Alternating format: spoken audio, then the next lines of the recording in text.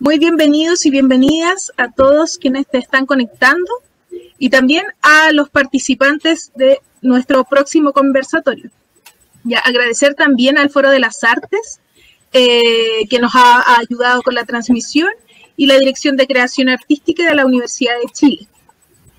Ya, esta actividad propone dar cuenta del proyecto de Fondo de Mejoramiento Integral de Museos, de la Subdirección Nacional de Museos, del Servicio Nacional de Patrimonio Cultural, del Ministerio de las Culturas, las Artes y el Patrimonio. Convocatoria 2019, Platería Mapuche del MAPA, investigación, salvaguarda y difusión de una colección patrimonial.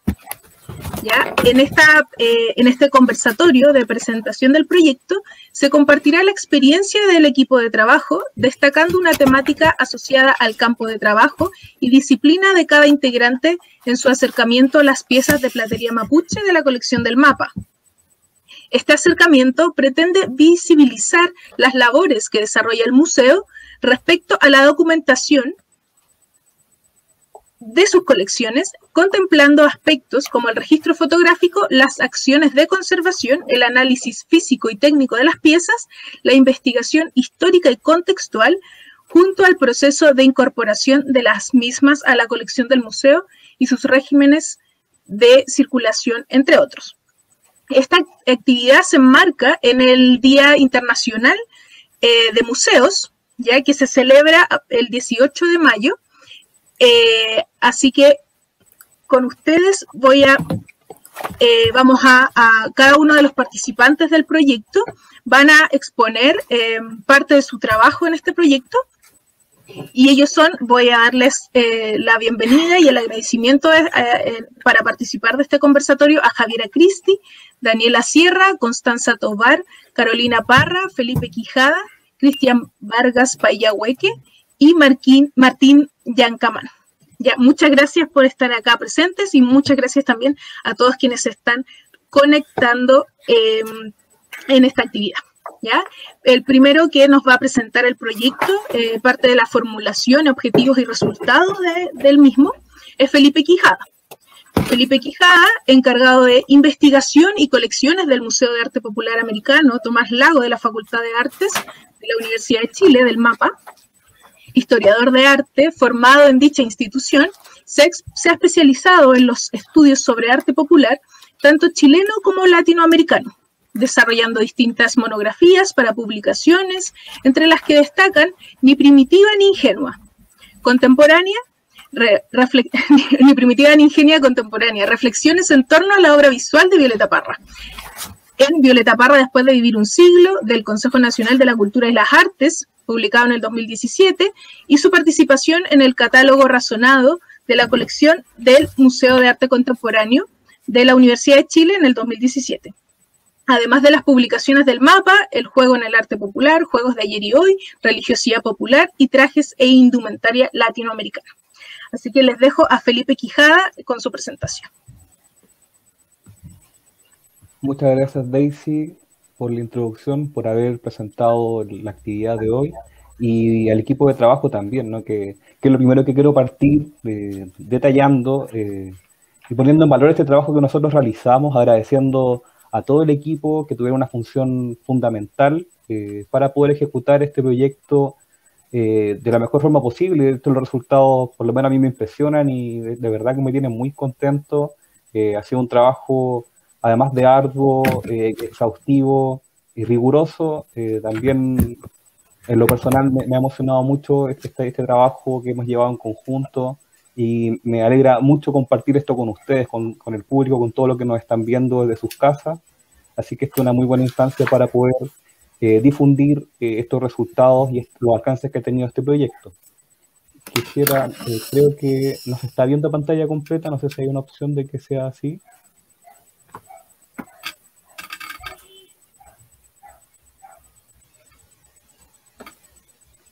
Pero porque ahí no se alcanza a ver el contenido completo, no sé si se puede presentar a pantalla completa.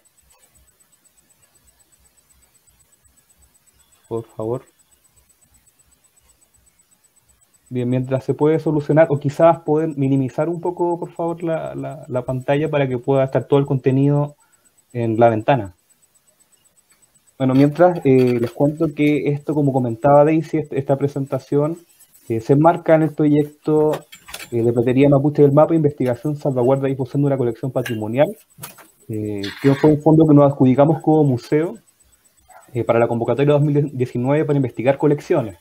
Y en esta instancia decidimos investigar la colección de platería porque es una de las colecciones más importantes que tiene el museo. Al principio solamente sabíamos de oídas que era una colección importante porque se mencionaba su valor histórico, pero no había habido un trabajo realmente contundente respecto a la indagación histórica de estas piezas.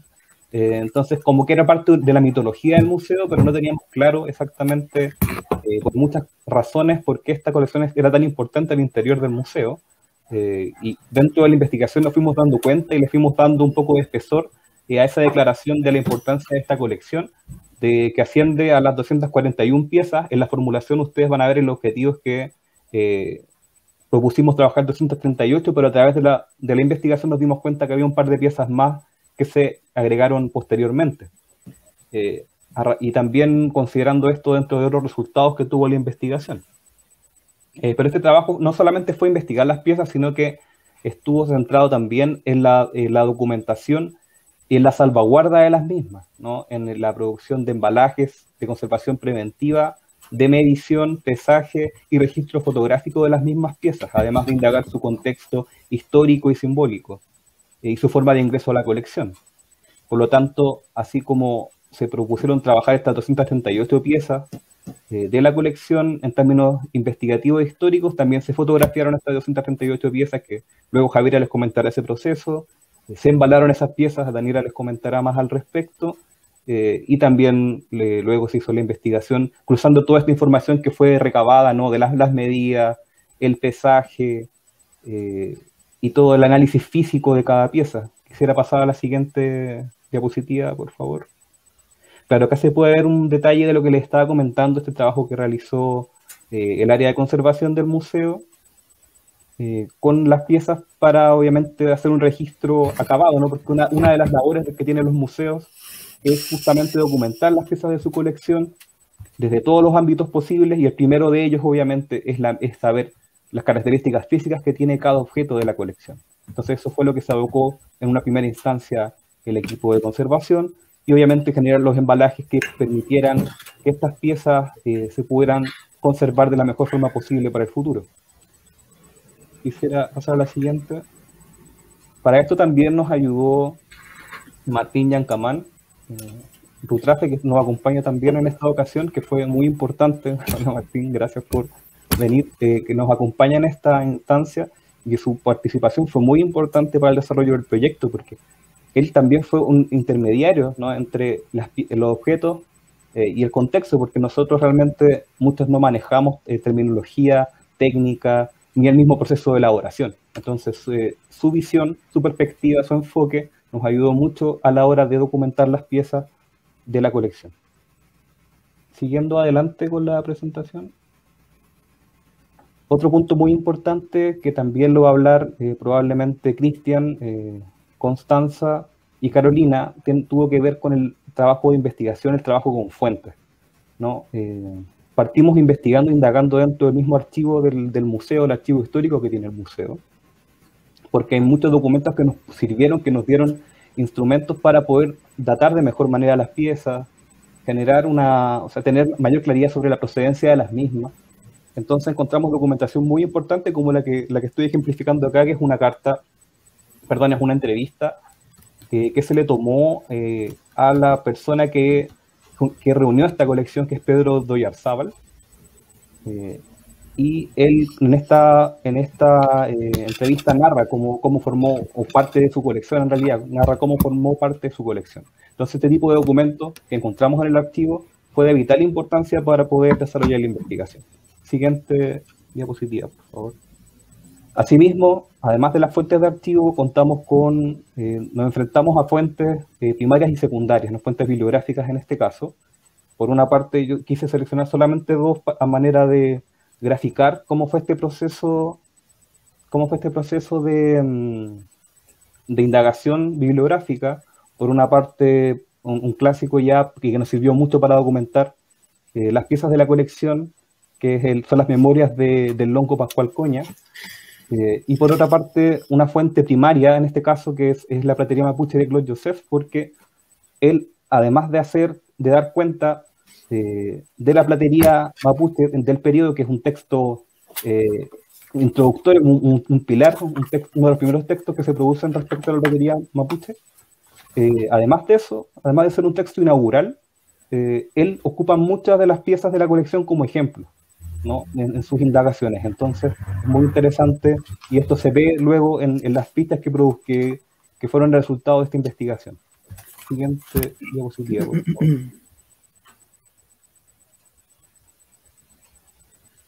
¿Podrías pasar a la siguiente? Ahí está. Claro, y en todo este cruce de información, ya sea del trabajo que hizo conservación respecto a la medición de las piezas y todo lo que se hizo en investigación, más el registro fotográfico acucioso de cada una de las piezas, generamos todo este material para poder nutrir nuestras herramientas del museo, como es el inventario de colecciones, como es ahora la plataforma Surdoc, que ya les voy a mostrar en qué termina todo este proyecto respecto a esa documentación de Surdoc.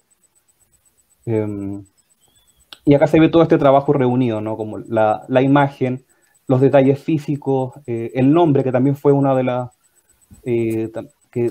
los temas que también nos concentró bastante tiempo, ¿no? El tema de la denominación de las piezas, las tipologías, que gracias a Cristian, también a Martín y a la lectura de bibliografía y fuentes pudimos ir dilucidando en el proceso de esta investigación. Siguiente imagen, por favor.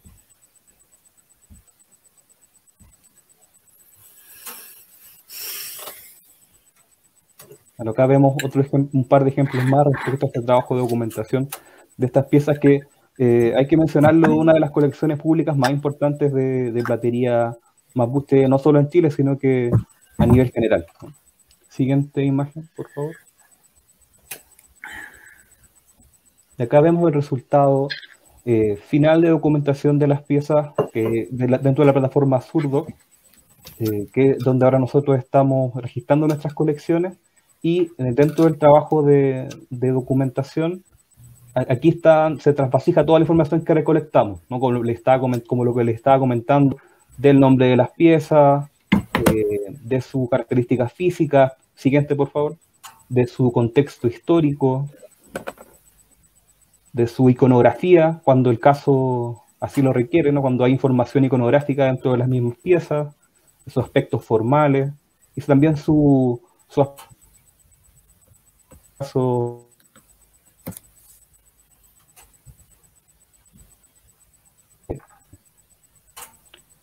no sé si parece que me pegué un poco, pero lo último que le estaba comentando es que también indagamos sobre la procedencia de las piezas en los casos que lo requerían.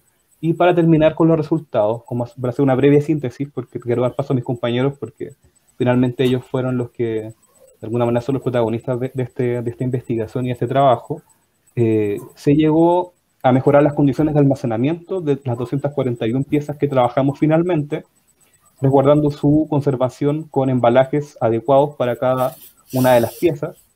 Se registraron correctamente las piezas de manera, a través de fotografías, ¿no? Y con criterios estandarizados, cosa que no estaba hecha antes. Antes no contábamos con fotos de registro como correspondía bajo los criterios necesarios. Aclarar nociones sobre tipologías y nomenclaturas de las piezas que estaban mal inventariadas, ¿no? Dentro de los registros del museo. Corregimos procedencia, nos dimos cuenta que gran parte de la colección venía de la colección que reunió Pedro Oyarzábal, que quizás Cristian le hablará un poco más de eso, o podemos discutirlo luego en la ronda de preguntas o en la conversación. Y un pequeño grupo de todo este universo de 241 piezas correspondía a la donación de Marta Brunet de sus colecciones a la Universidad de Chile, y otras procedencias de piezas, pero en menor medida. Digamos que el gran núcleo de la colección fue esta colección que formó Pedro Oyarzábal a finales del siglo XIX, principios del siglo XX. Y finalmente poner a disposición del público los resultados de la investigación, el comillas estado de la cuestión o lo que se ha dicho respecto a la platería mapuche y cada una de sus tipologías presentes en la colección del mapa. Esos han sido los resultados que ha tenido este proyecto, y estoy muy feliz de que los podamos compartir, así que les cedo la palabra a mis compañeros y compañeras para que puedan dar cuenta de su trabajo. Muchas gracias. Muchas gracias, Felipe, por tu presentación. Recordar también a todos quienes nos están viendo que pueden dejar sus comentarios y preguntas en el chat para que después al final de las presentaciones las podamos resolver y generar también una conversación en torno a estas. ¿Ya? Y también, bueno, estamos siendo transmitidos a través del Facebook del Museo del Mapa y también de DICREA y del Foro de las Artes. ¿Ya? La próxima persona que nos va a presentar parte del proyecto es Javiera Cristi.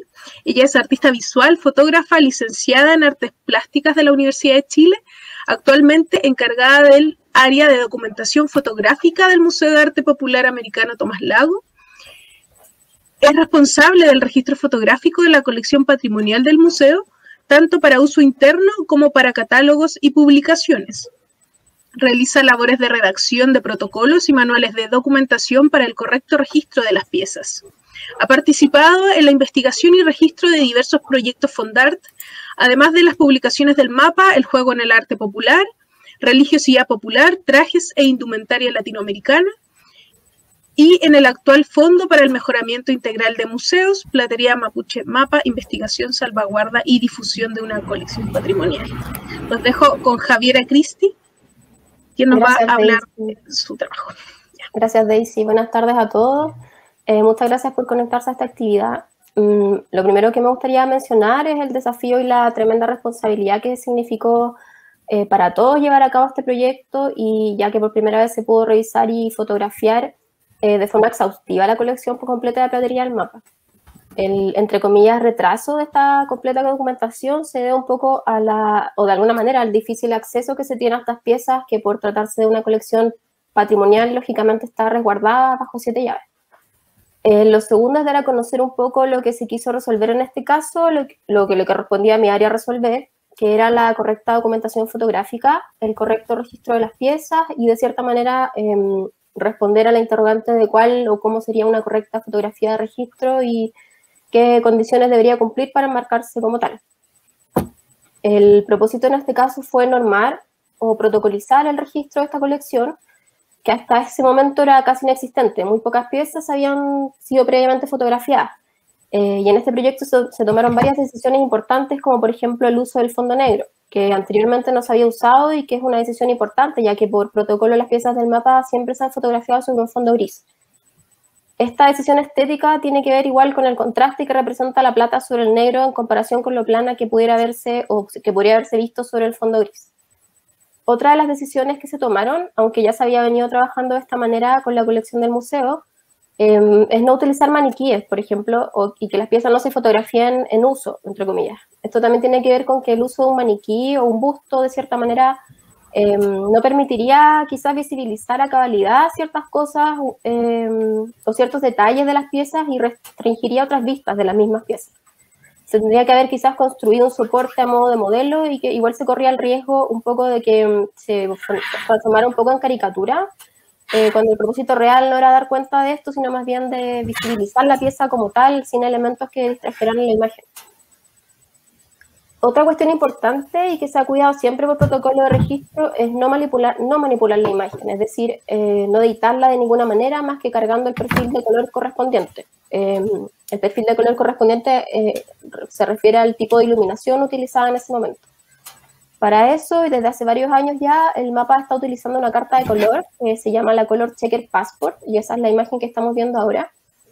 La Color Checker Passport es una carta de calibración que permite tener una referencia de color real de la pieza registrada. Permite crear perfiles de color, evaluar la curva tonal de la imagen, además puede ser utilizada para evaluar la exposición de las imágenes en la toma y hacer también un correcto balance de blanco. La Color Checker Passport se utiliza siempre al inicio de cada sesión de fotos, se ubica cerca de la pieza y debe volver siempre a fotografiarse cada vez que se cambie la iluminación que incide sobre el objeto fotografiado, en este caso de las piezas de platería. Para lograr esto es imprescindible, una vez culminada la sesión fotográfica, crear el perfil de color utilizando el software que contiene la Color Checker, que es el Camera Calibrator, y posterior a esto se revelan las imágenes en el Camera Raw o en el software que estimen conveniente. Estas dos muestras de la toma de la color checker, a modo de ejemplo, la primera de la izquierda de la pantalla es sin haber cargado el perfil de color, que corresponde a la iluminación que se utilizó, y sin ningún tipo de edición. La de la derecha es luego de haber cargado el perfil y revelado las imágenes. De esta manera igual se devela un poco lo importante que es contar con un equipo adecuado que nos permita trabajar con un correcto flujo de trabajo. Idealmente esto debiese estar enlazado con una correcta calibración también del monitor con el cual estamos trabajando, y en los casos en que se concluya con alguna publicación impresa, por ejemplo, también gestionar los perfiles de color de impresión en un trabajo de preprensa para que no se alteren de alguna manera los colores al momento de imprimir. Quisiera mostrar un par de piezas en la siguiente diapo que a mí me parecieron las más interesantes quizás, para dar cuenta un poco de lo que les menciono desde aspectos más técnicos. La primera imagen de la izquierda corresponde a la imagen en bruto, recién descargada desde la cámara, sin haber sido editada de ninguna manera. La segunda imagen a la derecha de la pantalla corresponde a la imagen luego de haber sido revelada o procesada lote de fotos en el Camera Raw, que es el software que utilizamos, y haber cargado también el perfil de color. La diferencia igual es bien evidente entre una imagen en negativo, que sale de la cámara en bruto, y la segunda, que es luego de haber hecho el proceso completo de edición. Esto es bien importante igual porque permite, por ejemplo, a investigadores examinar las piezas desde la imagen en cuyos casos en que no se tiene acceso a la pieza física. O si, por ejemplo, eventualmente algo sucediera con esta pieza, se tendría una referencia real del estado de conservación que se tenía en ese minuto. La siguiente diapo muestra un registro de la misma pieza, que es el GIWE. Este registro es del 2001, que corresponde a unas imágenes de un proyecto de documentación del mapa entre 2000 y 2001. Son análogas y están en formato físico en el archivo y pegadas en las fichas de los archivadores. Hasta ahora era la imagen que existía de la pieza que les estaba mostrando. Esta fuente o recipiente que se donó a la Universidad de Chile según los registros de investigación en 1946. Bueno, en realidad mis compañeros investigadores sabrán relatar de mejor manera más información sobre esta pieza. Lo que yo puedo comentar es que se trata de una fuente de plata o de aleación de plata y que se utiliza en ceremonias o reuniones para beber. Vemos que contienen algunas figuras zoomorfas y bajo eso el espacio donde se pasaban los dedos para sujetar la fuente. Entonces, mi tarea es documentar esta pieza de la mejor manera posible. Y pasamos a la siguiente diapo, por favor. Por protocolo siempre comienzo por una foto general, que es la toma frontal siguiente, donde incluye todas sus vistas. Ahí podemos pasar a la siguiente. Una foto con la regleta.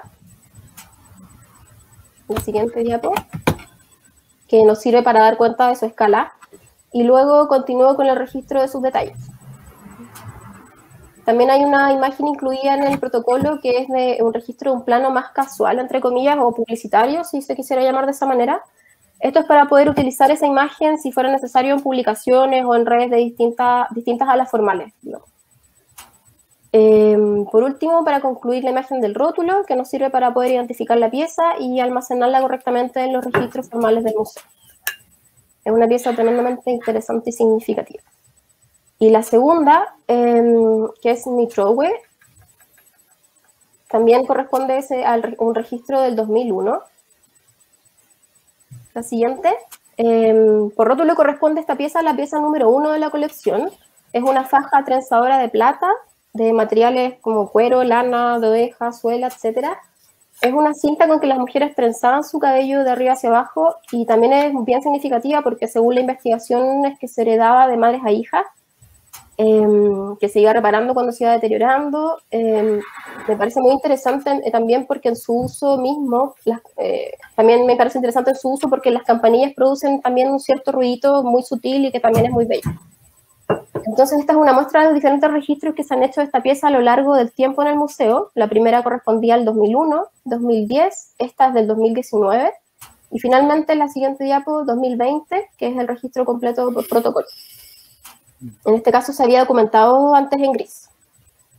El flujo de trabajo en relación a esta pieza es el mismo que mencionaba anteriormente, que es una foto cenital en este caso, por tratarse de una pieza que se registra en plano. La foto con la regla, y las siguientes son fotos de detalles. para uso en publicaciones, redes y finalmente también culmina con el rótulo que nos permite identificar en los registros, además de algunas inscripciones.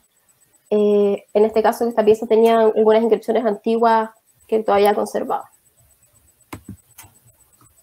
Esos son detalles. Para mí lo más significativo al enfrentarme igual a estas piezas es una cuestión primero estética. Lo primero es identificar la forma correcta siempre de registrarlas con todo lo que la pieza, entre comillas, contiene, montarla de tal o cual forma que dé cuenta de lo que la pieza es. Si yo no logro identificarlo porque se trata de una pieza más bien compleja o porque contiene más de una parte, por ejemplo, siempre se acude al equipo de conservación o al equipo de investigación. En particular con este proyecto fue bien interesante, yo creo, para todos, como que a todos nos pasó un poco que al enfrentarnos a una mesa, igual en alguna ocasión se dispuso la colección completa en una mesa en un museo, todos nos sentimos un poco como entre impresionados, como fascinados, no sé si recuerdan esa ocasión, pero eran varios sentimientos que responden a lo simbólico y también que todas y cada una de ellas, de las piezas, representaron en su momento para quienes las poseían y lo que nos representan para nosotros ahora. De alguna forma, cuánta historia hay detrás de esta gran colección y que desde qué condiciones la podemos abarcar ahora, con lo complejo del contexto actual también. Son algunas interrogantes que quizás desde mi área no se pretende responder, pero quedan igual dando vueltas. Muchas gracias.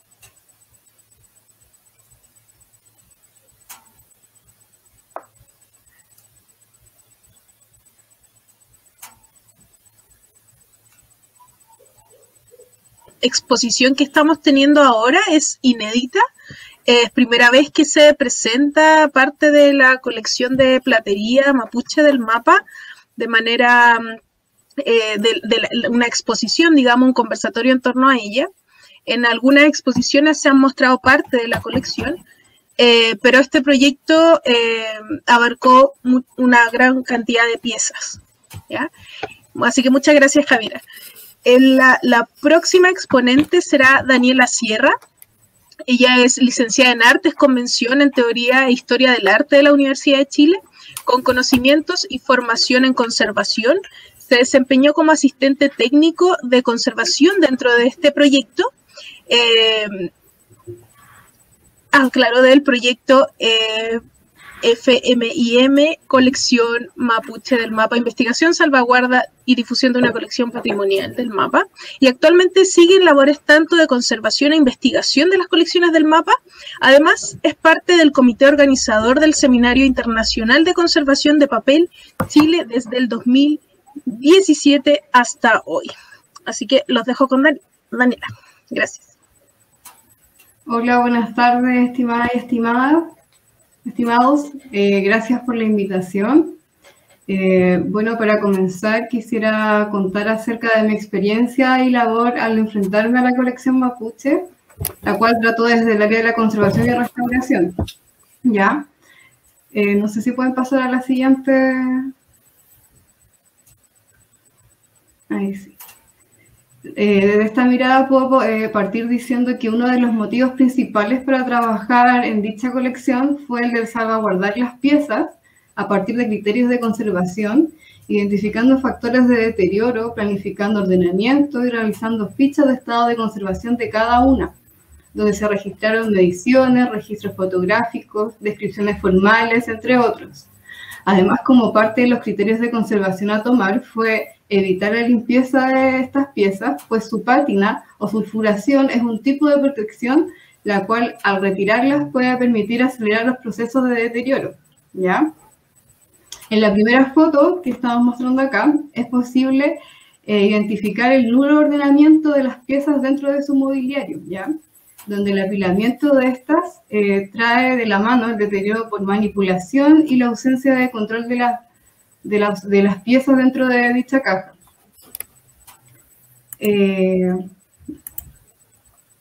A su vez, y como punto importante, fue el diagnóstico también del estado de conservación de las guardas que se contenían adentro, donde los materiales utilizados y que eran aptos también dentro de la área de conservación, que es el Tyvek, por ejemplo, que lo vemos ahí, ya estaban en proceso de deterioro, como la cinta de enmascarar también, por su notorio desgaste y proceso de acidificación en su adhesivo. Ya hice un almacenaje de un tupu, que es un prendedor. Además de algunas piezas que se encontraban directamente en contacto con el material de espuma de polietileno, que lo podemos ver en la siguiente imagen. Ahí está el círculo rojo, lo cual también es perjudicial para la pieza, pues dicho material ya a partir de años comienza con un proceso de envejecimiento, ruptura de celdas, plegado o fragmentaciones, además de emanación de compuestos orgánicos volátiles como el isobutano, el cual es altamente inflamable, lo que es riesgoso si no se tiene un control adecuado de los materiales de embalaje a largo plazo, ¿ya?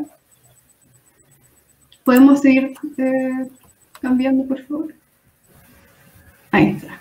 Bueno, ahí también se ve el otro ejemplo de la pieza que está la espuma en directo con el nitrowe, y la segunda también que sale la cinta de enmascarar ya directamente adherida a las copulillas del nitrowe, ya que es tocado.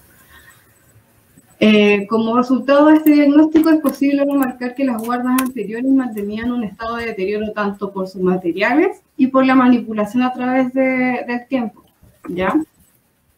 Ya en la segunda etapa, que es la siguiente imagen que sigue, se realizaron prototipos de embalaje o guardas de conservación donde se hicieron pruebas de diversos cartones con estándares adecuados a la disciplina. Estos son libres de ácido, sin blanqueadores ópticos, con reserva alcalina y resistente al mojo, ¿ya? Las guardas se realizaron completamente de cartulina de alto gramaje, lo cual permite mantener una rigidez en las cajas. Además, la realización de estas incluía retenciones para evitar el movimiento y la de trasladarlas. Podemos hacer la siguiente imagen. También se decidió elaborar guardas acorde a las piezas con una estandarización de estas, ¿ya? Siendo prototipos ya de plantillas chicas, medianas y pequeñas. Por ejemplo, este es para cajas de Chaguay. Para realizar tal trabajo fue importante promediar las mediciones de las piezas y así adaptar cada una de ellas a los formatos que correspondían, ¿ya? Las cajas también se reelaboraron en función del mobiliario en donde se contenían, el cual mantiene 3 compartimentos donde la parte superior del mobiliario queda la parte de todos los objetos de la cabeza, en la parte en el segundo compartimento, perdón, está la parte de las piezas de cuello y pecho, y en la parte del compartimento inferior los utensilios y piezas de gran formato. Podemos pasar a la siguiente. Ya en el proceso de reelaboración de las guardas se utilizó, además de la cartulina, adhesivo PVA con pH neutro, soluble en agua, transparente, de rápido secado y flexible. Se optó por este material particularmente por ser inocuo y ser uno de los adhesivos menos invasivos para los objetos. ¿Ya? Podemos pasar a la siguiente, por favor. La reelaboración de las guardas se caracterizaron por las retenciones internas que cada una tiene, dependiendo de su tipología y necesidad de cada pieza. Uno de sus objetivos era que la pieza pudiera verse y apreciarse lo que más se pudiera para evitar su manipulación y que provocara deterioro a largo plazo. En esta se puede ver en detalle la parte interior de las retenciones y cómo quedaron también los chaguay dentro de ellas. Ahí se pueden ver detalles y no necesariamente se requiere sacar las piezas de su contenedor.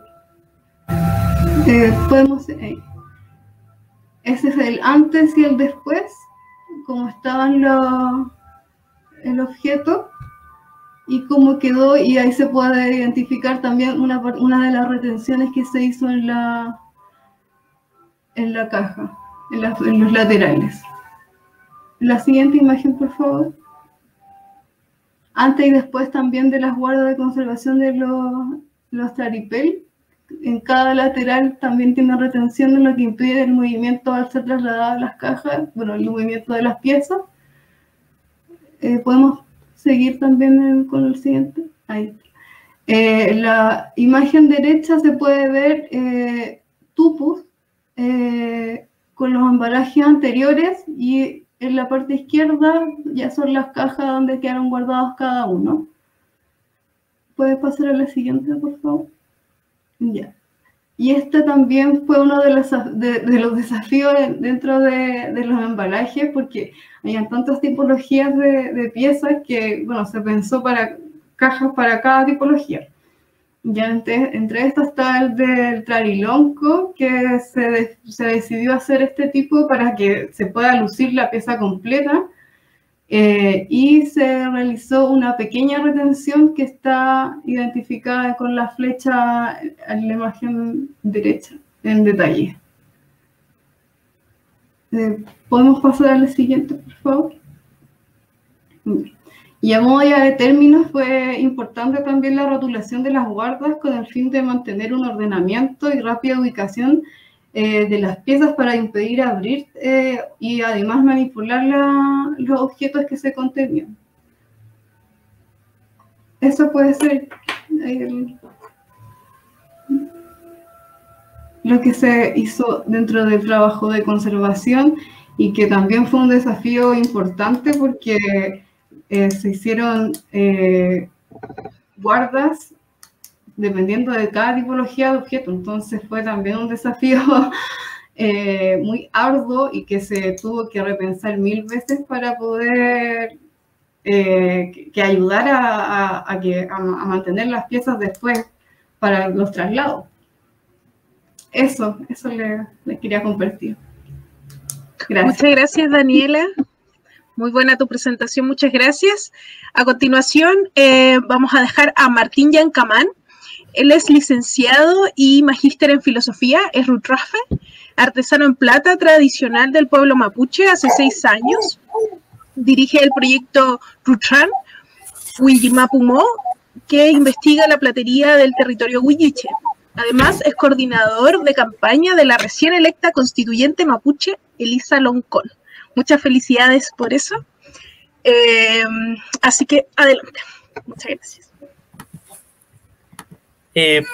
Bien, yo fui invitado al proyecto.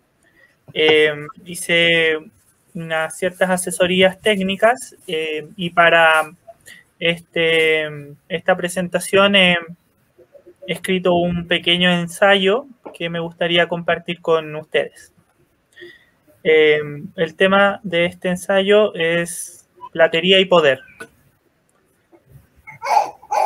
Y ese es mi hijo que está hablando.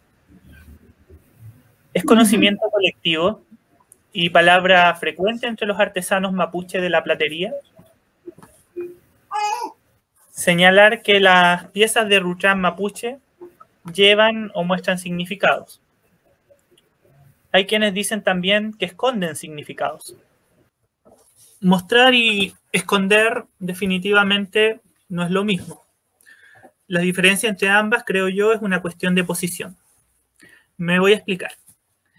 Fueron probablemente los primeros colonos, saqueadores posteriores a la invasión del Wallmapu, aquellos para quienes el significado de la platería estaba oculto. Y de hecho lo estaba.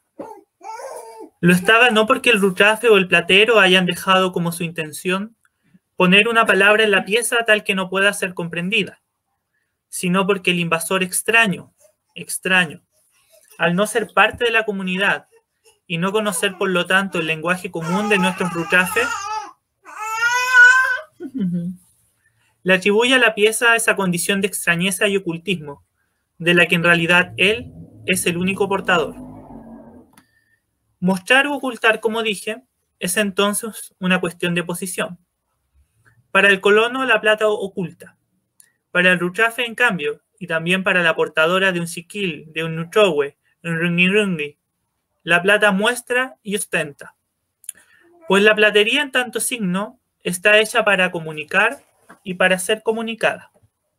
Su lenguaje es prístino para la comunidad donde el rutrafe habita. Se entiende. Desde esa otra posición, no hay secreto alguno en la plata. La plata es un objeto multisensorial por excelencia. La plata se ve, la plata se pesa, la plata suena de una manera única. Y esa manera es percibible, está llena de sentido. Ahora bien, que la pieza muestre significado es también una cuestión que merece cierta palabra.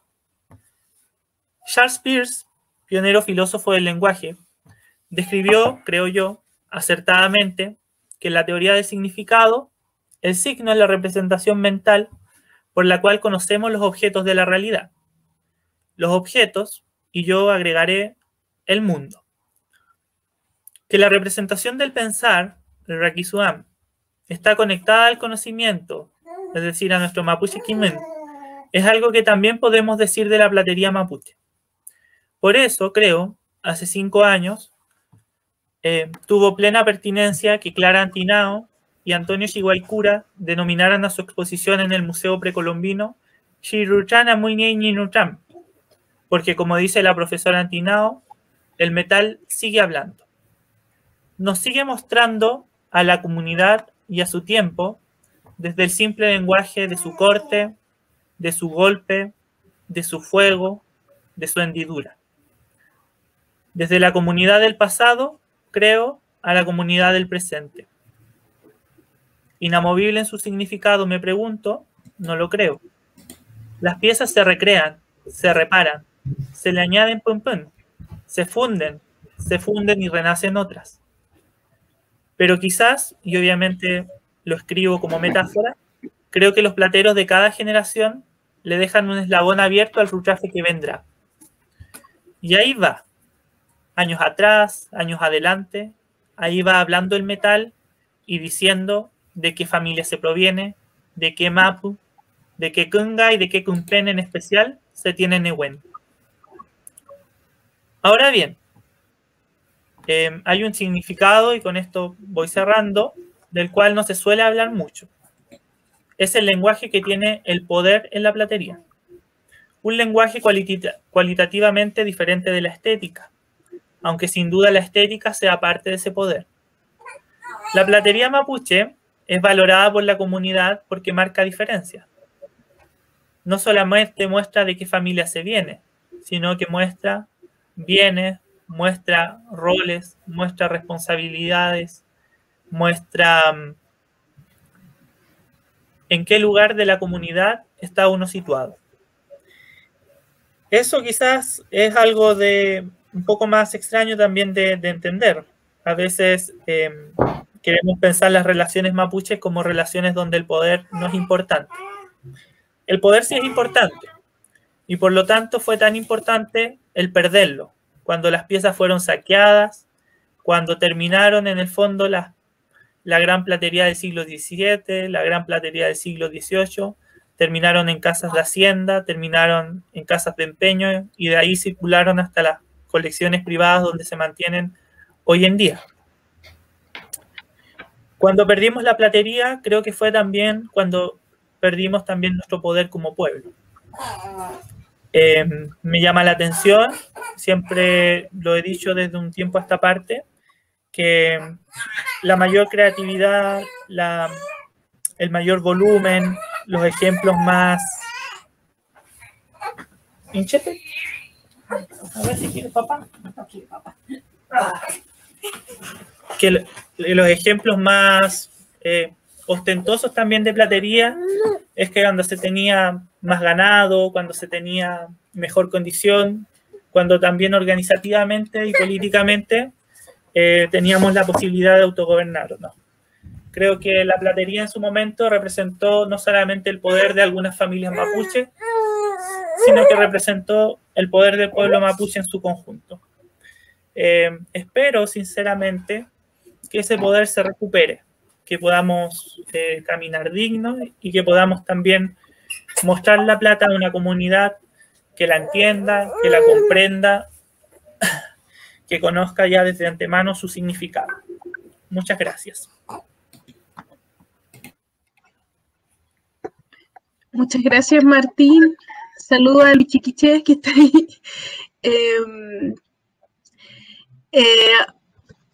Ahora va a presentar Cristian Vargas Payahueque.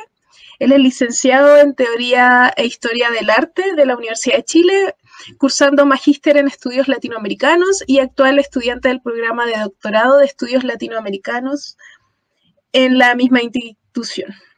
Investigador de la colección mapuche del Museo de Arte Popular Americano, Tomás Lago.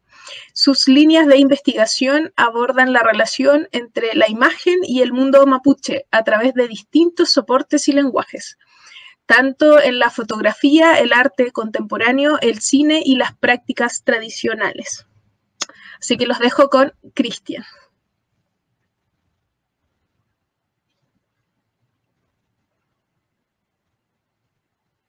Puyen chalina mole la huyen con puasquín tulelu chahuele palo. No sé si se puede oír, ¿no? ¿Verdad? ¿Sí? ¿Sí? Súper, ya, bacán, gracias. Bueno, la verdad es que este ha sido un proceso bastante interesante en términos investigativos, bastante problemático, lo que para una investigación siempre es buena, ¿no? Una investigación no acaba al final de un tiempo, sino que genera más preguntas, ¿no? Y eso creo que es fundamental. Es un clima que hemos compartido en el equipo y ha sido súper interesante porque nos hemos dado cuenta a través de la colección de la enorme cantidad de cosas que uno puede seguir ahondando. Y creo que todo proceso investigativo y de formación ha sido bastante generoso en esa dimensión, ¿no? Para mí la verdad ha sido un privilegio poder investigar junto con el equipo, ¿no? Esta colección, porque generalmente uno siempre tiene una distancia respecto de estas piezas, ¿no? Y muchas veces se entiende como desconectadas, ¿no? Como que se le endosa la condición de objeto y ahí queda, ¿no? Pero uno que las ha visto, que ha conversado con distintos rutrafes, entre ellos Martín y mucha más gente, ¿no? Se da cuenta que esto no solamente puede ser reducido a la condición de objeto, ¿no? Es mucho más amplio que eso, ¿no? Y eso quería comentarle a propósito de esta idea de Mapuche Ruchan que está en la presentación, porque justamente el Ruchan se entiende, ¿no? Como la platería mapuche, pero uno al poder ahondar y problematizar sobre este término es mucho más amplio, ¿no? Partiendo porque no solamente está signado por la materialidad de la plata, ¿no? Una pieza de Ruchan está siempre acompañada de otras materialidades, de hilo, de cuero, por ejemplo, y eso también nos ha dado cuenta de cómo el mismo concepto de Ruchan da cuenta de las problemáticas y de los cambios y las transformaciones que la sociedad mapuche ha experimentado a lo largo de los últimos dos o tres siglos, ¿no? Particularmente teniendo presente que el siglo XIX es el siglo de apogeo de la platería mapuche, como se denomina, ¿ya? Si pueden adelantar la otra imagen, por favor. En ese sentido, esta misma idea del Ruchan, no solamente como la plata, nos llevó a ahondar en ciertos textos, ya los decía Felipe, ¿no? Y uno de ellos fundamental, si se puede mostrar la siguiente, que es el texto de Pascual Coña, ¿no? Que se llama Vida y Costumbre de lo Indígena Araucano en la mitad del siglo XIX, y es fundamental porque ahí hay un pequeño apartado donde habla del Ruchan, ¿sí? Habla de las diferencias, de las transformaciones, ¿no? Y nos fue bastante útil para el proceso de nominación de piezas, ¿no? Hay un estado de la cuestión respecto de la platería mapuche, y es la confusión que existe en el momento de nominar las piezas, ¿sí? Y creo que ese proceso se sigue transparentando en una institucionalidad bastante amplia, ¿no? Y creo que sería bueno poder conversar, ¿no? Aunar criterios y todo esto respecto de la misma denominación de piezas, ¿no? Estas sabemos que varían de acuerdo a distintos territorios, pero sería interesante contrastarlas con las fuentes del periodo, ¿no? Una de ellas justamente la de Pascual Coña, si pueden volver atrás, solamente para ejemplificar, creo que no se alcanza a ver tan bien en la pantalla, pero lo que está a la izquierda son los términos en Mapuzungún, ¿ya? Entonces es un texto que aparece en Mapuzungún 1930, Mapuzungún español, y a la izquierda aparece una serie de términos que son justamente los que él describe para nominar estas piezas y que la traducción del español se pierde, ¿no? Por ejemplo, pensemos en la idea de cintillo, ¿no? O de cinta que se piensa, ¿no? En ese sentido, la traducción en español dice cinta, pero en Mapuzungún se dan tres nombres distintos para distinguir cada una de esas cintas, ¿no? Lo mismo con esta idea del tocado, ¿no? O la idea de la laja, del pectoral, ¿no? Y esas nominaciones generalmente se pierden y nos hemos topado en el proceso de investigación con una bibliografía que lamentablemente es bastante reiterativa, ¿no? Se remonta a un periodo de los años 80, 90, y desde ahí en adelante se sigue repitiendo la información, no volviendo a repensar, ¿no? cómo se entendían estas piezas en el periodo, ¿no? Partiendo por un ejemplo, ¿no? Hay una pieza que se llama Runi y aparece muchas veces catalogado por Uruni, pero su nombre deriva de otra palabra en mapuzungún que es Runi, ¿no? Que es el coligüe, ¿no? Y que alude a esa forma de tubo, ¿no? Entonces ya partiendo por una diferencia que puede ser sutil, pero sí tiene diferencia en el mundo mapuche, y creo que eso es interesante discutir. Si puede pasar por favor a la otra imagen. Esta pregunta, ¿no? de cuestionarse, ¿no? ¿Cuál es la presencia del Ruchan en los textos antiguos? Nos lleva a al siguiente problema, ¿no? En primer lugar, que estas piezas del Ruchan se empiezan a inscribir en un contexto de producción del saber que es bastante complejo en el mundo mapuche y que, a grosso modo, a nivel de la investigación general, siempre se planteó, ¿no? Que nosotros no podemos dejar de entender estas piezas sin el contexto de disposición que se establece como correlato, ¿no? Porque justamente es en el periodo de formación de colecciones, no solamente de esta colección, sino de otras más, en las que la sociedad mapuche vive un periodo muy complejo, ¿no? Entonces la venta de prendas, ¿no? La adquisición de ellas, adquisición en sistema de compra-venta, como la adquisición también en la forma más infame que es el saqueo, ¿no? Y eso está registrado, ¿no? Nosotros no podemos asegurar en totalidad de que todas estas piezas correspondan a eso, pero sí es un contexto que uno no puede hacerle el quite, ¿no? En ese sentido, ustedes pueden ver aquí una fotografía, ¿no? Que es de este texto de Claude Joseph, hecho el año 28. Yo he tenido la oportunidad de investigar sobre este autor y que es bastante interesante, ¿no? En primer lugar, porque ya lo decía Felipe, fue uno de los primeros que investigó la colección de platería mapuche, y además, y es un punto bastante importante, fue uno de los primeros que empezó a denominar al Ruchan, a la platería mapuche, como una forma de arte.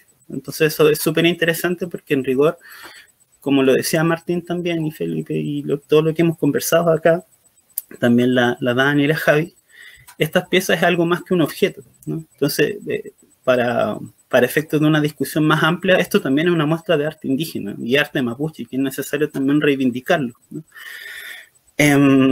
Este texto, ¿no? Del año 1928, escrito hacia 1926, 1927, da cuenta del panorama de la producción de Ruchan, ¿no? Y creo que eso es súper necesario de relevar, dado que la práctica de la platería mapuche era algo que a principios del siglo XX se pensaba que iba a desaparecer, ¿no? Entonces se decía de que estamos frente a los últimos exponentes de este arte, ¿no? Y es interesante de cómo se entronca la noción de antigüedad, de arte, al alero de un proceso de exposición política económica de un pueblo en un contexto colonial, ¿no? Y que sigue teniendo presencia en distintas colecciones, ¿no? Si puede pasar por favor a la otra imagen. Bueno, es una fotografía tomada por Claude Joseph. Hay muchas tarjetas postales, ¿no? Que en el extremo inferior derecho aparece la sigla CJ, eso es por Claude Joseph, ¿no? Y esa es una fotografía del periodo de cómo se mostraba la colección, ¿no? Y ha sido también bien interesante el hecho de ir contrastándolas, ¿no? El archivo original está en Francia, eso también nos debe dar una discusión de dónde están estas imágenes, ¿verdad? Y ha sido interesante cómo tratar de cotejar distintos archivos, ¿no? Distintas pruebas, ¿sí? Si puede pasar a la otra imagen, por favor. Y bueno, para no ir tomando más tiempo, la idea es que todos alcancemos a conversar. Yo quise mostrar esta pieza, ¿no? Porque es bastante representativa, ya estaba en esta monografía del año 28, y es una pieza que ha generado bastante impresión, ¿no? Aparece en distintos textos. Esto es lo que se conoce como la quicha, es decir, una pipa de plata. En Mapuzungún también se distinguen las pipas de plata respecto de las de madera y las de arcilla. Y esta pieza en particular es muy interesante porque es bastante bella, yo la encuentro así, una de las favoritas, ¿no? Porque también contiene dentro de sí no solamente una materialidad, un uso, sino también una disposición de iconografía que uno logra también encontrar en distintas otras piezas, ¿no? Como la presencia de los pájaros, ¿verdad? Esta forma bastante estilizada de plasmar la figura, ¿no? Si puede pasar a la otra imagen, por favor. Que es esta, ¿no? Efectivamente, cuando uno ve ese rostro, también lo ve en distintos ciclos, también lo ves en algunos anillos también. En esa imagen, por ejemplo, si uno levantara ese patito hacia atrás, hacia la dirección del jinete, ¿no? Abriría el espacio donde se deposita el tabaco, ¿no? Y eso también nos vuelve a la pregunta inicial o al posicionamiento inicial que decía que el Ruchan no solamente es plata, ¿no? Sino que también son otras materialidades. En ese sentido, esta pieza emula, ¿no? Esta idea del caballo, ¿no? Ya sabemos que en el mundo mapuche la presencia del caballo es fundamental a nivel social, político, económico, ¿verdad? Y creo que esta pieza, de la cual se menciona en esta crónica que decía Felipe, proviene de cerca del sector cordillerano, ¿no? Se menciona el espacio Lonquimay, y ahí uno también le permite problematizar el carácter transfronterizo del pueblo mapuche. ¿Se puede pasar a la otra, por favor? Claro, y ahí hay un detalle, ¿no? Ahí se puede ver, por ejemplo, esta disposición verticalizada, ¿no? De las figuras y el nivel de detalle que alcanza el ejemplo de las cadenas, ¿no? De los patos, un quechua se llama eso en Mausum. Y eso también nos pone la pregunta, ¿no? Cómo uno se enfrenta a la pieza. Y digo, se enfrenta a la pieza no en el sentido de una confrontación, ¿no? Sino de una posibilidad, ¿no? Que nos puede arrojar unas lecturas de los objetos en función del contexto histórico-político, y que en este caso, al menos en la investigación general que hemos hecho en el mapa, nos permite problematizar bajo una perspectiva también descolonizadora que intentamos ir planteando de a poco, ¿no? Que es justamente entender tanto el proceso de formación de colecciones como un periodo de cambios, ¿no? De cambios profundos. Y creo que cuando uno piensa, y sumando lo que decía Martín, del poder, ¿no? De la platería como poder, esta pieza, por ejemplo, es representativa de esa idea, ¿no? Si puede pasar a la otra, creo que ya sería, ¿no? Bueno, eso es un detalle. Aquí agradecer, por supuesto, que a Javiera, ¿no? Por el excelente registro, las excelentes fotografías que nos quedaron. Yo no conocía esta pieza, pude verla, pero ya teniendo la fotografía me expande mucho más esta idea. Y creo que si va la última imagen, creo que esa es la última. No la recuerdo también. Bueno, sí, justamente eso. Voy a dejar mi participación hasta acá, al menos en esto, porque la idea es que podamos conversar. Así que muchas gracias. Muchas gracias, Cristian. Bueno, esa pipa fue exhibida también en el museo en el 2012, si mal no recuerdo, en la sala Mapa. Fue la segunda exposición que tuvimos en esa ocasión. Y fue así alucinante verla en exhibición, la verdad. Ya, ahora a continuación va a presentar, ahí está, Carolina Parra Santana y Constanza Tobar Tapia. Carolina Parra es licenciada en Historia de la Pontificia Universidad Católica de Chile, diplomada en Archivística por la Universidad de Chile y el Archivo Nacional. Actualmente estudiante en Pedagogía en Enseñanza Media, mención Historia y Ciencias Sociales en el programa de formación pedagógica de la Pontificia Universidad Católica de Chile. Parte del equipo de investigación del MAPA para los proyectos, el proyecto actual de Platería Mapuche y el de Colección Mapuche, y del Fondart El Jinete en la colección del MAPA, y autora de la Política de Gestión Documental del Centro de Documentación de la Fundación Salvador Allende. Y Constanza Tobar Tapia es antropóloga social de la Universidad de Chile y estudiante del Magíster en Estéticas Americanas de la Universidad Católica. Su experiencia en investigación se ha ligado a las artes y la cultura. Formó parte del equipo de investigación de Fundación Nube durante el 2017 y posteriormente se ha desempeñado como asistente de investigación del proyecto Fondesit de iniciación, prácticas de ocio y trabajo cognitivo, un estudio de los sectores creativos, artísticos e intelectuales del 2017 al 2020. También ha indagado en la relación entre antropología y museos, desarrollando su memoria de título sobre las exposiciones de Platería Mapuche que se han desarrollado desde fines del siglo XX. Actualmente trabaja como asistente de investigación del MAPA. Así que a continuación las dejo a ambas que van a presentar su trabajo. Muchas gracias, Daisy. Bueno, junto con Constanza, nuestro acercamiento a la colección fue a partir de la elaboración de fichas de documentación de cada pieza de esta colección de Platería Mapuche. Para esto centramos nuestra investigación en primer lugar en su procedencia, cuáles fueron los orígenes de estas piezas y cómo llegaron al museo. Para esto realizamos un arqueo y una búsqueda de fuentes primarias, a partir de la revisión de prensa, especialmente del diario La Época de Temuco, donde buscamos encontrar información sobre Pedro de Oyarzábal, venta de alhajas de plata, casas de empeño como La Bienhechora, Agencia El Tigre, Agencia La Protectora o la misma tienda almacén de Oyarzábal. Esto producto del contexto de un creciente mercado de objetos mapuches.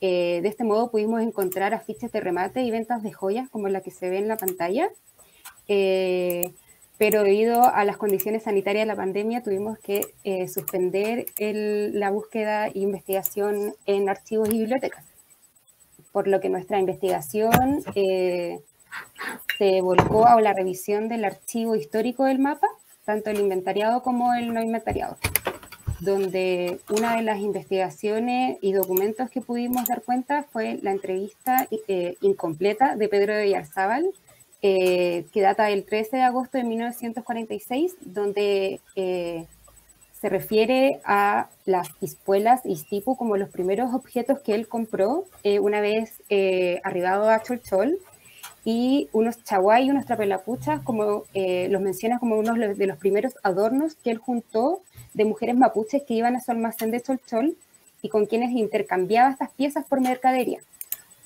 También menciona de otras piezas adquiridas mediante el negocio directo en su tienda, y también se refiere a las dificultades que oponían los dueños en venderles estas piezas de plata. También volcamos nuestra información hacia el proceso de llegada de la colección, donde tanto los documentos, correspondencias que pudimos encontrar en el archivo histórico del mapa nos da cuenta del proceso de venta y de adquisición de la Universidad de Chile en 1946. Por ejemplo, un documento que encontramos da cuenta de la venta a la Universidad de Chile, donde Tomás Lago fue comisionado e integrante para realizar este avalúo de la colección en 1945. Otro punto importante es que buscamos diferenciar las piezas de esta colección de platería mapuche del Pedro de Oyarzábal y de la escritora Marta Brunet, quien donó en 1961 a la Universidad de Chile 14 piezas de platería mapuche, datadas entre fines del siglo XIX hasta la primera mitad del siglo XX, y que en 1981 fueron entregadas al Museo de Arte Popular Americano. Para esto nos sirvieron los inventarios, correspondencias y actas de entrega. Bueno, como un segundo, podemos pasar a la siguiente diapositiva. Ya, como segunda interrogante que nos propusimos para esta investigación fue el qué ocurre con las piezas cuando ingresan a la colección del museo. Para esto pudimos identificar procesos de restauración y de intervención previas de la colección, lo cual gracias al archivo pudimos identificar dos procesos. Uno entre 1981 hasta 1983, que son las imágenes que se pueden ver, que fue una restauración de 170 piezas de 280.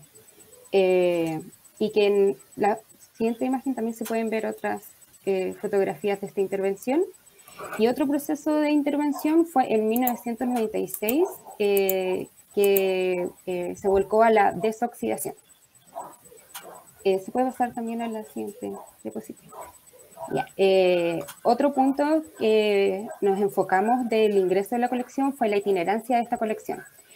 A través de catálogos del museo, documentos del archivo inventariado como no inventariado, pudimos dar cuenta de las diversas exposiciones nacionales como internacionales que participó esta colección, lo que se produjo también una diferenciación entre las piezas de la colección Pedro de Oyarzábal y aquellas de Marta Brunet, generándose así finalmente un listado de todas las exposiciones que se puede ver en las fichas de documentación razonadas finales de cada pieza. Ahora los dejo con mi compañera Constanza, que va a hablar de la siguiente etapa de investigación. Hola a todos y todas. Gracias, Karen. Bueno, lo que yo voy a comentarles un poco es a grosso modo las problemáticas que surgen al momento de contextualizar las piezas. Como ya señaló Felipe, la información que recabamos también con Carolina va a construir como el corpus de las fichas que se suben a Surdoc, y ahí la idea es identificar, por una parte, la contextualización histórica de las piezas, la iconografía, y también identificar la itinerancia que ha tenido la colección. En primer lugar, como también ha señalado también Cristian, hay un cierto corpus bibliográfico que fue el que priorizamos como equipo, dada la antigüedad también, el contexto histórico en que fueron escritos estos textos. Es así que destacamos y ocupamos como referencia el testimonio de Pascual Coña en Vida y Costumbre de los Indígenas Araucanos en la segunda mitad del siglo XIX, las definiciones que provee Félix Augusta, y también los textos de Claude Joseph sobre platería mapuche. ¿Por qué un poco los tomamos como base? Porque posteriormente los autores o los investigadores que se van a volcar a la investigación de platería van a recurrir y van a repetir muchas veces lo que señalan estos trabajos. También otra de las fuentes importantes que cabe destacar es la del coleccionista Raúl Morris, que si bien de profesión era médico, él comienza a formar una colección que se engrosa durante los 70-80, y a raíz de este mismo acto de coleccionismo, él realiza una investigación bastante también amateur, pero no por eso quizás poco seria respecto de la platería. Al momento de construir las fichas, hay tres problemas principales que ya han sido nombrados también por mis compañeros y compañeras. Por una parte, hay una diferencia sustantiva de la información entre los distintos tipos de piezas que hay. Suele haber más información, más textos acerca de las piezas que corresponden a uso femenino, como los tupu, como los chaguay, como los ponchón o los trarilonco. No así, por ejemplo, de las piezas de uso doméstico, como las pinzas o payuntúe, o también piezas de uso ritual, como la que mostró Javiera, que corresponde al hilo. También, por otra parte, hay menos bibliografía sobre las piezas de uso masculino o ecuestres, considerando quizás que por lo general se ha vinculado la joyería o el portar estos ornamentos a las mujeres. Esta carencia de información respecto a las piezas de uso masculino o ecuestres dificulta la contextualización del enjaezado que forma parte de la colección, aunque por otra parte pudimos encontrar más contenido, más referencias acerca de los tipos y las espuelas también. Un tercer punto que resulta bastante problemático al momento de documentar las piezas tiene que ver con la iconografía. Por una parte, por la poca información que hay disponible, pero también por los problemas que pueden generar la interpretación de las piezas o incluso sobreinterpretaciones. A veces los textos que se dedican a indagar en la iconografía pocas veces esclarecen las fuentes de las que proviene esta información. Y en alguna medida, y también quien escribe el texto, fue un criterio para decidir si empleábamos o no la información que entregábamos. Y por otra parte, la cantidad de información disponible sobre iconografía también se refiere o se vincula con las piezas que habían sido más abordadas, como ya mencionaba anteriormente, por los textos, por las investigaciones previas. Otro tema que también mencionaba Cristian tiene que ver con la denominación justamente con la que íbamos a dejar las piezas, ¿ya? Porque había una variedad de nombres y eso generaba un problema que iba a identificar con distintos nombres una misma pieza o de utilizar un nombre, el mismo nombre, para distintas piezas. Y es por esto que la diapositiva que vemos acá es un ejemplo de lo que nos ocurrió en el proceso. La tercera pieza, que aparece ahí como que el tatúe, hoy en día también se conoce como trapelacucha o circula bajo ese nombre. Cuando trapelacucha también se reconoce como esta pieza de uso pectoral que termina en una placa cruciforme.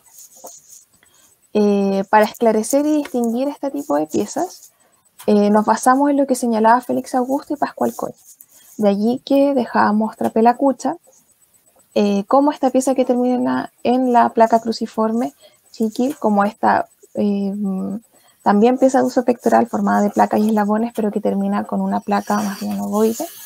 Y en tercer lugar, el tatúe, tomando como referencia lo que señala el retrafe Juan Paimecura, ¿ya? Que esta pieza también se reconoce en otros contextos como el prendedor acucha. Otra de las problemáticas que surge con respecto a las denominaciones tiene que ver con esta faja trenzadora también, que mencionaba Javier al principio, que aparece como Polku, Nitrowe o Joven. Para efectos de la investigación, también priorizamos lo que señala el relato del cacique Pascual Coña, refiriéndose a Polku como una franja para la cabeza y Nitrowe como cintas para las trenzas de la cabellera. De allí que la pieza quedará con el nombre de Polku Nitrowe. Otra de las dificultades, si puede pasar a la otra diapositiva, que surgen en el proceso de investigación tiene que ver con piezas que en términos formales son muy similares entre sí y que ya en el uso podemos ver justamente una diferencia, pero que, como decía, al momento de observarlas es poco lo que podría establecerse diferencia entre ellas. Hay 4 tipos de piezas en las que nos pasó esto. En primer lugar tiene que ver con los Yankatu y los Traricú, que decidimos dejarlo en primera instancia con el nombre de Yankatu, que son como estos collares largos formados por pequeñas cuentas de plata, y que por la extensión decidimos dejarlos bajo esa denominación. Y por otra parte, como ven las imágenes, en estas imágenes vemos Trarulonco. Y una de las dificultades que nos surgió como equipo es diferenciarlas de los Quilcay, por ejemplo. Los Traruloncos son estas piezas que se usan alrededor de la cabeza, y el Quilcay sería este collar que se emplea también de uso pectoral, pero que formalmente resultan muy parecidos. Intentamos establecer un criterio en relación a la extensión de la pieza, considerando, por ejemplo, cuánto mide la cabeza, la circunferencia, pero finalmente también pudimos percatar de que muy pocas piezas coincidían con ese criterio y que posiblemente se utilizaba otro elemento, por ejemplo, para poder atar los traruloncos, ¿cierto? De allí que preliminarmente decidimos dejarlos como traruloncos y no señalar la existencia, o sea, dejar abierta la posibilidad de Quilcay, pero dado que no hay registro de su contexto de uso, no podemos como diferenciarla para efectos de esta documentación. Eso en relación a la construcción de las fichas para estas piezas.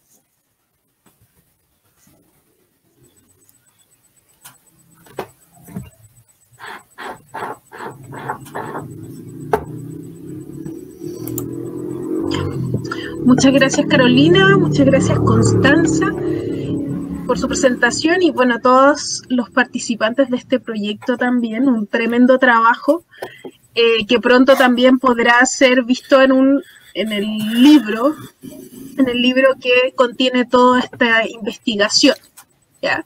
Que bueno, más adelante, antes de terminar en nuestro conversatorio, también los vamos a dejar invitados para eso. Ahora vamos a abrir a una conversación, ¿ya? Y como primera pregunta, que el ideal es que cualquiera pueda partir, es cuáles son los criterios de acuerdo a su acercamiento disciplinar que se aplican a la hora de enfrentarse a la colección del mapa, atendiendo su contexto histórico y simbólico. ¿Alguien que quiera iniciar esta ronda de conversación respondiendo a esta pregunta? Y bueno, invitar también a todos quienes nos están viendo, si tienen alguna duda, alguna consulta o también algún comentario que quisieran hacer, acá el equipo de trabajo también lo pueden hacer.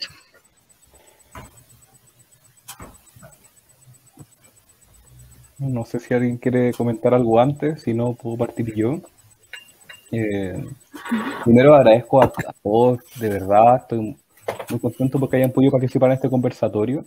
Y bueno, respecto a la pregunta y recogiendo lo que nos expresó Martín, lo que también expresó Cristian, y que fue, bueno, es una de las hipótesis que baraja Cristian en el texto de presentación del libro catálogo que se va a lanzar prontamente, respecto al contexto de elaboración de estas piezas y también el contexto de formación de colecciones, ¿no? Como este correlato de los que hablaban respecto al empobrecimiento del pueblo mapuche y a la formación de colecciones, como que son dos fenómenos que son intrínsecamente proporcionales en el mismo periodo de tiempo, ¿no?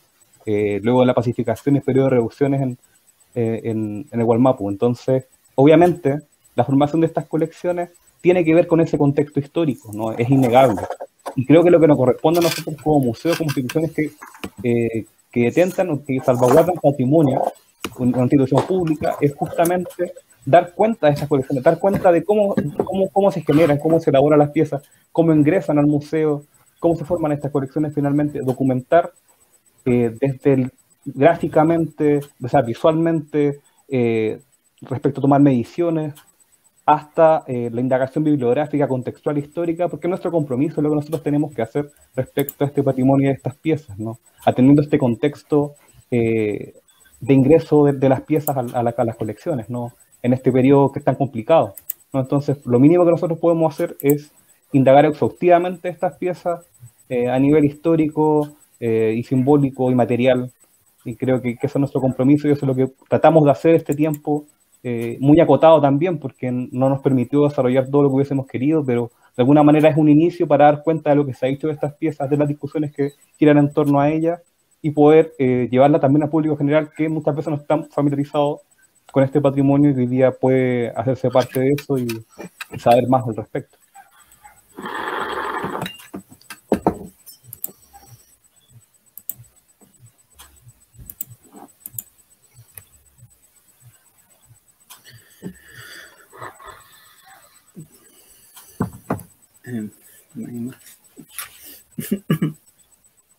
¿Alguien más que quiera decir algo, aportar a la conversación? También, no sé, las dejo abiertas en realidad. Y si faltó algo que quisieran decir de su presentación también.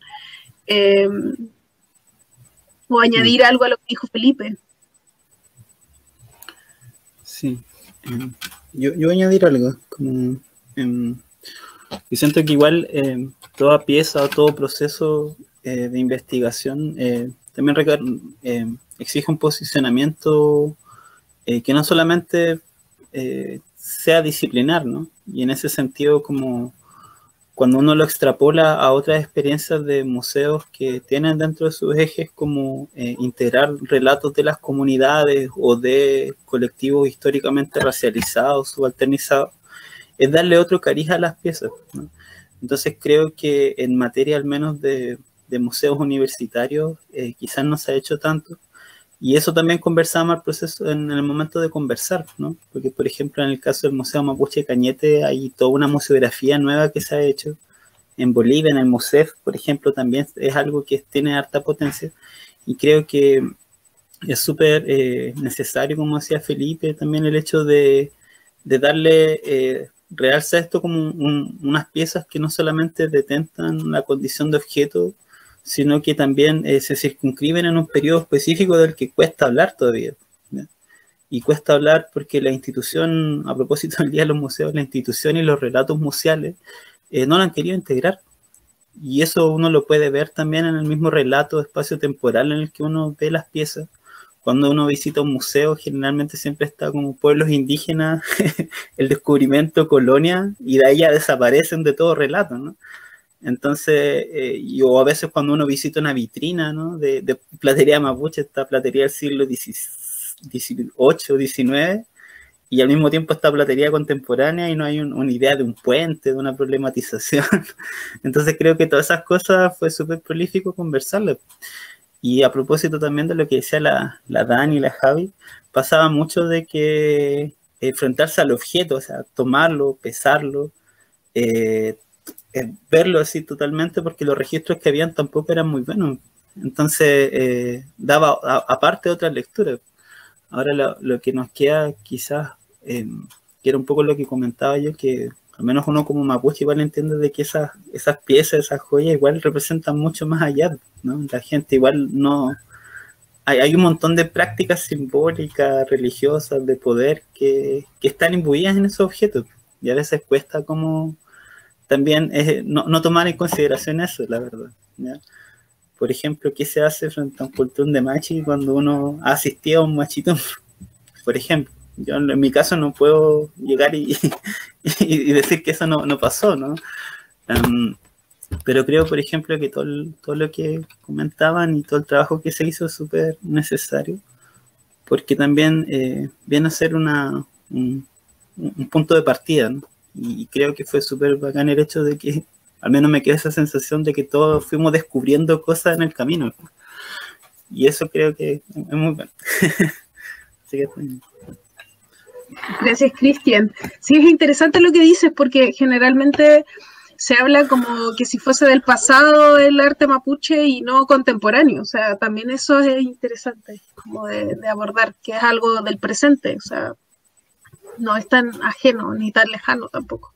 Bueno, hay una pregunta de Paula Aguilera que dice: quisiera saber un poco más de la perspectiva decolonizadora en cuanto al abordaje de las piezas, conceptos, ideas, posición. ¿Cómo se refleja en el relato de la investigación? Quizás cuál es el punto de vista finalmente en este caso, que se hace desde la investigación. Sí. Yo tengo algo que decir, pero me imagino que quizás mis compañeros también quieran decir algo antes para no ocupar. Como lo presenté al principio, este fue un proyecto de catalogación de colecciones, de inventario, de registro de colecciones. Entonces, los primeros pasos tienen que ver justamente con, como se comentó en todo este evento, ¿no? El registro de colecciones, ya sea de manera visual, las medidas, el análisis físico de las piezas, y obviamente todo lo que se ha dicho, lo que se ha escrito sobre estas piezas, ¿no? Eso fue lo que pudimos abarcar dentro de este proceso de investigación. No hay quizás un cariz tan interpretativo, porque justamente lo que nos preocupamos mayormente fue hacer un arqueo de fuentes, un levantamiento de información sobre lo que se ha dicho. Y Cristian pudo desarrollar, porque él maneja más el tema, no ha estado más tiempo vinculado con el problema de la platería mapuche. Él ha trabajado, pudo dar mayores indicios sobre algún tipo de interpretación sobre la colección, pero también es una primera fase, ¿no? Es una etapa de presentación de resultados sobre lo que existe en el museo y lo que se ha dicho sobre este tipo de piezas, presentando la documentación de las piezas, ¿no? Que era en el fondo el objetivo de este proyecto.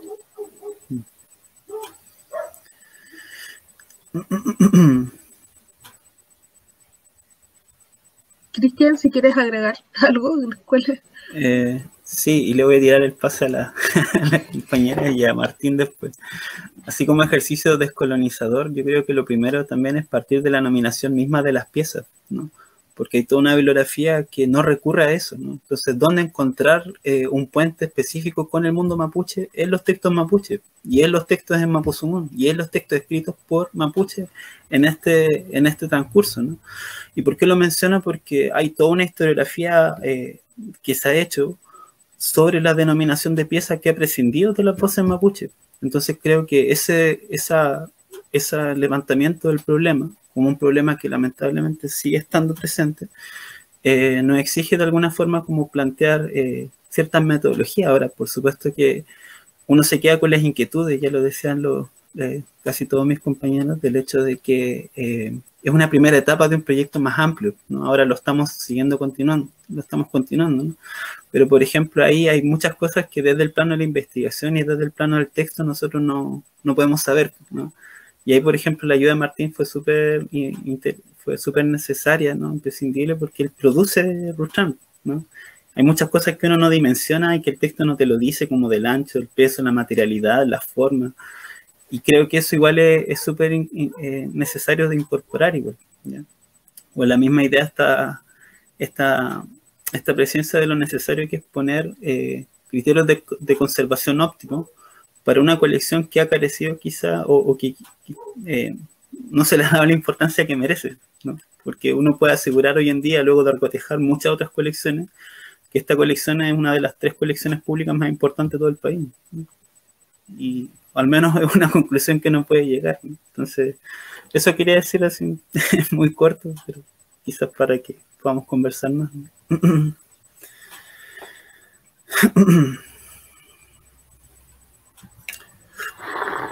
¿Y alguna de las compañeras que quisiera agregar unas últimas palabras? Porque igual ya vamos a estar cerrando.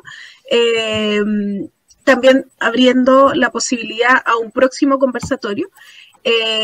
Pero bueno, les dejo la palabra, los últimos minutos, a quien quiera decirnos algo. Yo quería agregar algo respecto a lo que decía Cristian y comentaba también, Daisy, sobre muchas veces, no sé, se remite la platería mapuche del siglo XVIII, siglo XIX, y después un poco más como este diagnóstico que hizo la bibliografía en algún momento en los 70, como o sea, a principios del siglo XX, perdón, de que se había acabado ya los últimos retrafes, y un poco en los 70 empieza como un poco este proceso de revitalización quizás de la platería mapuche, y que hoy en día sabemos que no es algo que era, sino que se sigue produciendo hoy en día, y Martínez está acá también con nosotros, y que hay un par de piezas que fueron ingresadas después en los 90, y que, claro, conversamos como equipo, que Felipe nos planteó también la duda de si considerarlas como platería dentro de la colección de platería mapuche, pese a que no eran de la colección de Marta Brunet y de Pedro Doyarzábal, y que como equipo estimamos que sí, que había que considerarla dentro de la idea de platería mapuche, pese a que su datación fuera posterior en alguna medida. Y por otra parte, respecto a la revisión bibliográfica que realizamos, siempre intentamos como dar cuenta en la misma contextualización de las piezas, el contexto un poco en el que se forman las colecciones, tanto privadas, públicas, nacionales e internacionales de platería mapuche, que tiene que ver con el despojo, con la ocupación de la Araucanía en su momento, bueno, hasta el día de hoy, de hecho, y cómo en algún momento se produce como esta transferencia de piezas hacia otras instituciones o hacia particulares. Y que eso, o sea, a lo que iba con este punto es que es algo que intenta evidenciarse y transparentarse al momento de levantar la información de las piezas, en este caso, que como decía Alexis, también es una primera etapa sobre la colección. Sí, a mí me gustaría comentar algo. Sí, adelante. Yo estaba pensando en lo que acaba de decir Constanza, que la pregunta generalmente surge bastante rápido. ¿Qué es platería mapuche y qué no es platería mapuche? Es decir, donde parece qué criterios como uno puede utilizar para en el fondo catalogar. Y me parece que hay la decisión también de haber agregado piezas de datación bastante novedosa, bastante reciente, me parece que es correcta. O sea, creo que uno de los criterios fundamentales para decir, digamos, la platería mapuche no lo es la cuestión de la comunidad.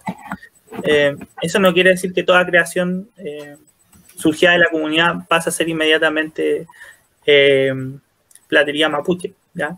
Pero sí parece que hay una especie de relato acerca en el fondo del objeto, hablando del relato como no narrativamente, sino como acerca de la continuidad de las piezas, que parece que te va mostrando en el fondo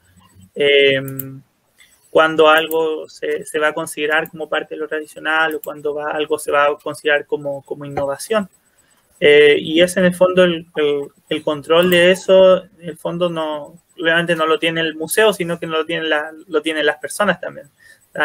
Los objetos son objetos que la comunidad reconoce, y me parece que en tanto los pasan a reconocer como platería mapuche también por su uso, por su significado, por su posición también. Me parece que, digamos, legitima la inclusión también de nuevas piezas, digamos, en los criterios que están armando. O sea, que en algún momento en la historia mapuche la platería tuvo que haber pasado también, es decir, la platería en algún momento no es lo que era también. O sea, en un momento cuestiones que ingresaron como innovaciones pasaron a ser parte de lo que hoy día podríamos decir es parte del canon de la platería, pero eso todo tuvo también un desarrollo, y en el fondo el árbitro de desarrollo, el árbitro de esa cuestión es nada más que la gente que en el fondo no solamente la que la produce, sino la que usa las piezas.